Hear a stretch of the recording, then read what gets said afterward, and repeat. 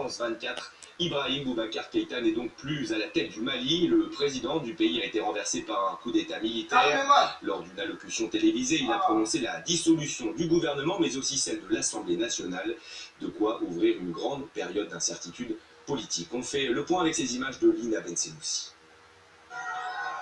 Après plusieurs heures de confusion dans les rues, d'incertitude sur le sort d'Ibrahim Boubacar Keïta, celui-ci finit par prendre la parole dans la nuit de mardi à mercredi. À la télévision nationale, il annonce sa démission. C'est seulement possible. Tout en remerciant un peu le Malien. Lui dire la décision de quitter l'opposition. Faire une fonction à partir de ce moment. Et avec toutes les conséquences de droit,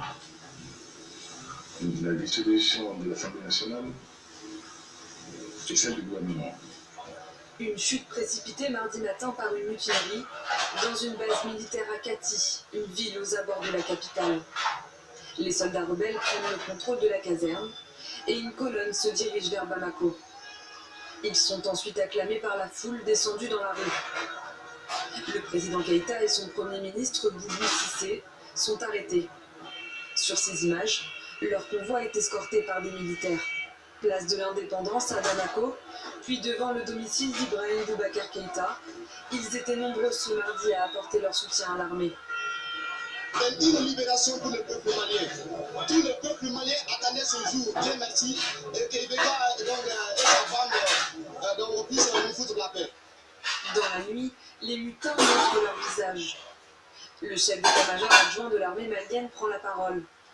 Il annonce la création d'un comité national pour le salut du peuple. Maliennes et Maliens, nous ne tenons pas au pouvoir, mais nous tenons à la stabilité du pays, qui nous permettra d'organiser dans des délais raisonnables consentis des élections générales pour permettre au Mali de se doter d'institutions fortes.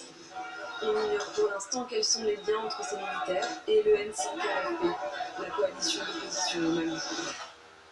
Et avant même l'annonce de cette démission d'Ibrahim Boubacar Keïta, la CEDEAO, comme la France, a condamné ce putsch. La communauté économique des États d'Afrique de l'Ouest qui suspend le Mali de tous ses organes de décision, et ce avec effet immédiat. De son côté, l'ONU appelle à la libération sans condition d'Ibrahim Boubacar Keïta. Kevin Batista. Quelques heures après le coup d'État au Mali, les réactions internationales se multiplient.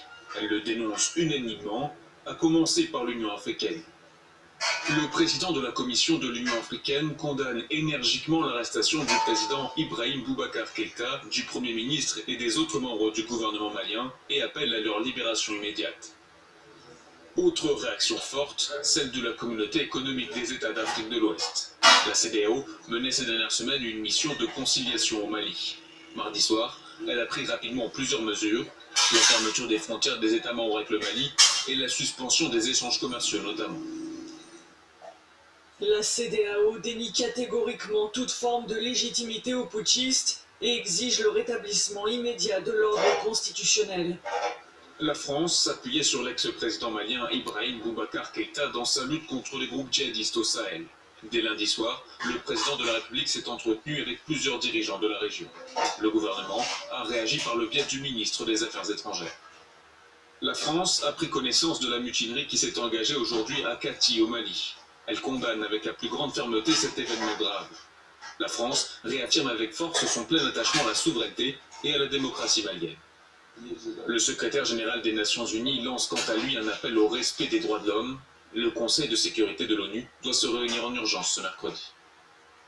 Voilà donc pour cette page consacrée au Mali.